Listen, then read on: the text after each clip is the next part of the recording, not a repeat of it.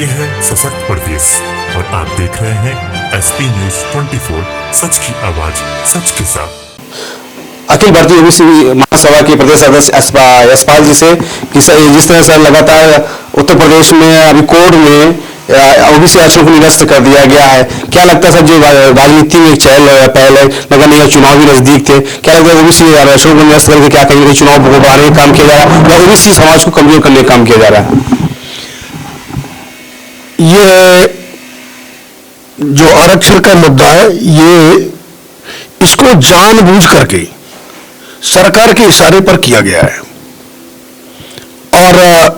ये चाहते हैं कि ओबीसी समाज को विभिन्न जातियों में, जिस तरह से आपकी पिछड़ी जातियां, अति पिछड़ी जातियों का मुद्दा इन्होंने पहले उठाया था, ये उनको बांटने की एक साजिश है। एससी एसटी समाज को जो आरक्षण है अभी, वो चाहते हैं कि ओबीसी के लोग उनके आरक्षण के संबंध में कुछ बोलें और इनकी दूरियां बढ़ाएं।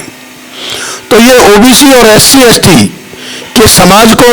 विघटन करने का एक साजिश चल रही है, बहुत बड़ी साजिश है इस सरकार की। और जब से ये सत्ता में आए हैं, ये इस तरह की प्रक्रियाएं अपनाते रहे हैं और समाज को तोड़ने का काम करते रहे हैं और ये अपने कार्यों में सफल होते रहे, अपनी सरकार को बनाते रहे।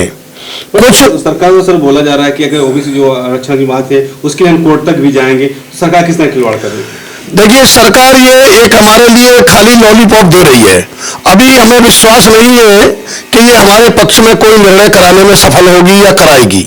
क्योंकि ये जो निर्णय हुआ है हमारा हाई कोर्ट का, लखनऊ बेंच का,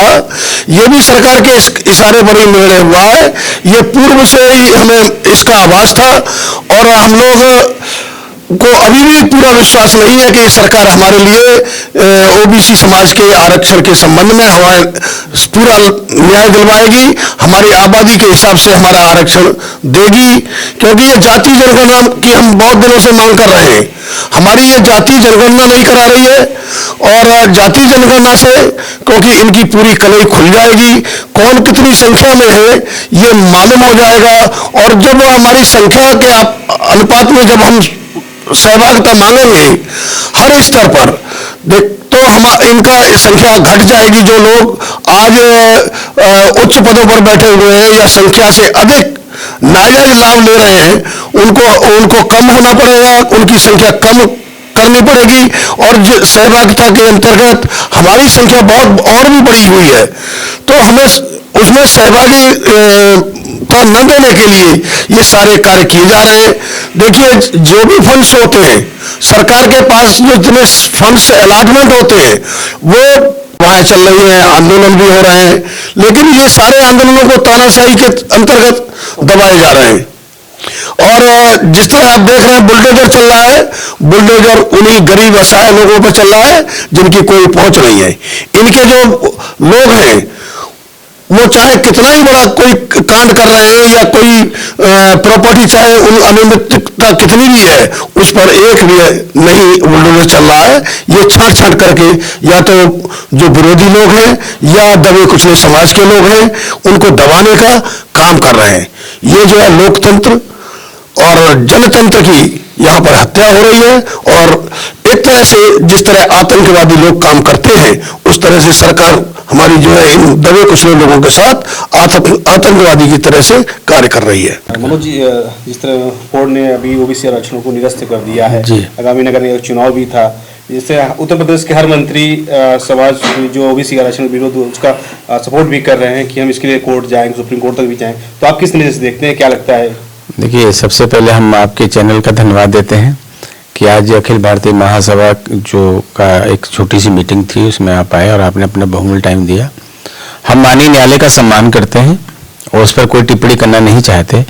लेकिन मैं वर्तमान सरकार से ये कहना चाहूँगा कि कहीं से भी जो हम पिछड़ा वर्ग है या एससी एसटी वर्ग है, अल्पसंख्यक वर्ग है या वांछित वर्ग है, उसके जो हक और हकूक हैं उसमें कहीं से कोई कमी ना आने पाए, सभी के साथ न्याय हो। जैसा कि अभी निकाय चुनाव में ओबीसी वर्ग को जो प्रतिनिधित्व न देने की बात कही है कि सब सीटें जनरल से ही इलेक्शन कराया जाए। हम न्यायालय का सम्मान कर रहे हैं। इसमें हम सरकार से अनुरोध करते हैं कि जैसे उन्होंने एक आयोग बनाया है और आयोग पूरी अपनी निष्ठा के साथ, ईमानदारी के साथ अपना कार्य करे और अपनी रिपोर्ट सरकार को सौंपे, और उस आधार पे ऐसे जो आगे चुनाव, निकाय चुनाव होने वाले हैं, उसमें सभी वर्ग और जात के लोगों को प्रतिनिधित्व मिले। सर एक चीज़ और है कि निषाद समाज से आप हैं, उत्तर प्रदेश सरकार में भी निषाद हैं, कहीं न कहीं आरक्षण की बात की है, संजय निषाद द्वारा लगातार आरक्षण की लड़ाई लड़ी जा रही है, अभी तक क्यों निर्णय निकल पा रहा आरक्षण में? आरक्षण में क्या ना, एक इच्छा शक्ति नहीं है। जो हमारे ये निषाद समाज के वर्ग के नेता हों या पिछड़े वर्ग के नेता हों, वो जब तक वो सत्ता आसीन नहीं होते तब तक तो वो अपने हक और हकूक की आवाज़ बहुत उठाते हैं कि हम ये करेंगे वो करेंगे, और जैसे वो पद लोलुप हो जाते हैं फिर वो अपने कर्तव्यों को भूल जाते हैं। तो इसके लिए जो है हमारे जो नेता हैं, चाहे सत्ता में बैठे हैं या विपक्ष में बैठे हैं, और जो संगठन है जैसे हमारा अखिल भारतीय ओबीसी संगठन है, इन सभी लोगों को एक टीम भावना के साथ कार्य करना होगा और जो अपने अधिकारों के लिए लड़ना होगा। तो आपने देखा कि अखिल भारतीय ओबीसी महासभा के अध्यक्ष यशपाल जी और मनोज जी निषाद जी थे। इन्होंने संगठन के बारे में पूरी वजाहत से बताया कि उत्तर प्रदेश सरकार जो इस तरह कानून निरस्त किया गया, ओबीसी आरक्षण को निरस्त किया गया, कहीं ना कहीं सरकार का भी हाथ है। अगर इस तरह ओबीसी ऐसा विरोध अगर होता है, गलत होता है, तो कहीं ना कहीं हमारा संगठन आरक्षण की लड़ाई लड़ेगा और मैदान पर भी उतरेगा। देखने वाली बात यह है कि उत्तर प्रदेश सरकार वाकई में ओबीसी को आरक्षण दिलाने का काम कर पाएगी। लखनऊ से कैमरामैन मुकेश यादव के साथ SP24 के लिए विवेक सिंह। अपना कॉलेजियम सिस्टम द्वारा या लेटरल एंट्री के माध्यम से उन्होंने एक विशेष जाति के लोगों को भरने का काम किया है, और पिछड़े वर्ग और SC/ST समाज के वर्ग को इन्होंने, वहां पर कोई भर्ती नहीं है, कोई आरक्षण नहीं है, मनमाने तरीके से बिना योग्यता के असिस्टेंट प्रोफेसर के पदों की भर्ती हुई है, उनमें पूरी तरह से भेदभावपूर्ण भर्तियां हुई है।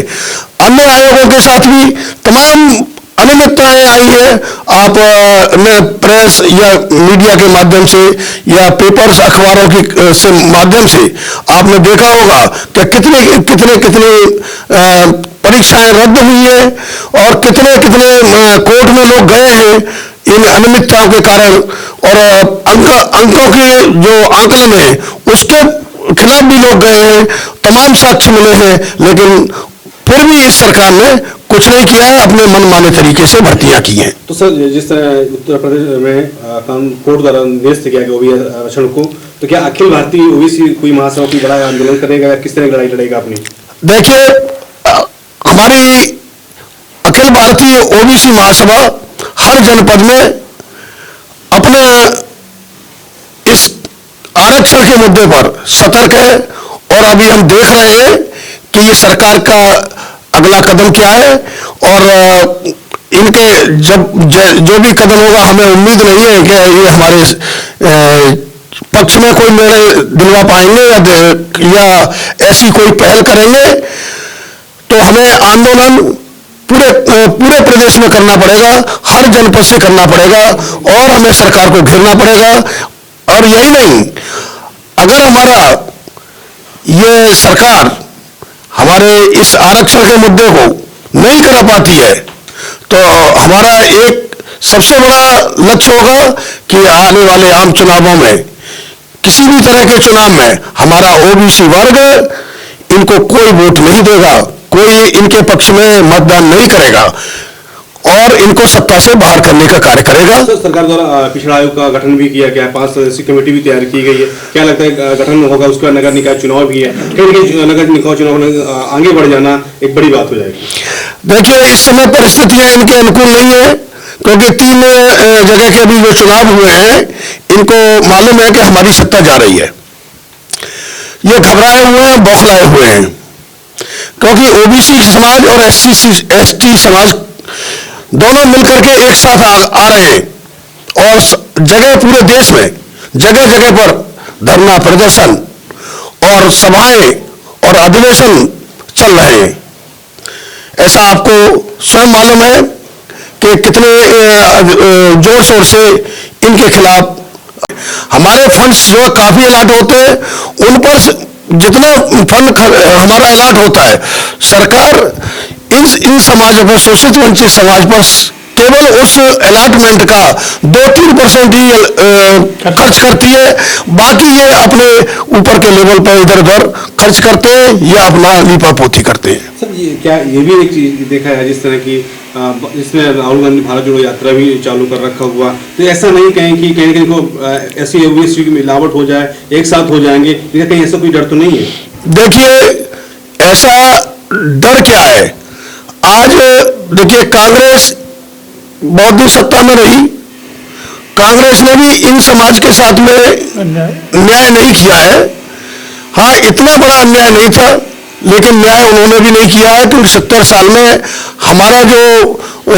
संविधान में जो हमें हिस्सेदारी दी गई थी, सहभागिता दी गई थी, उन्होंने भी हमारा पूरा लागू नहीं किया था। उन्होंने भी हमारे आरक्षण का मंडल आयोग की रिपोर्ट का भी विरोध किया था। तो अभी भी हमारे जो मंडल आयोग की रिपोर्ट है, कांग्रेस सत्ता में रही, केवल हमारी 40 सिफारिशें थी मंडल आयोग की, उसमें से केवल 2 ही सिफारिशें लागू हुई है, बाकी 38 सिफारिशें अभी जो की तो पड़ी हुई हैं। तो हमारा ये संगठन विभिन्न प्लेटफॉर्म से माध्यम से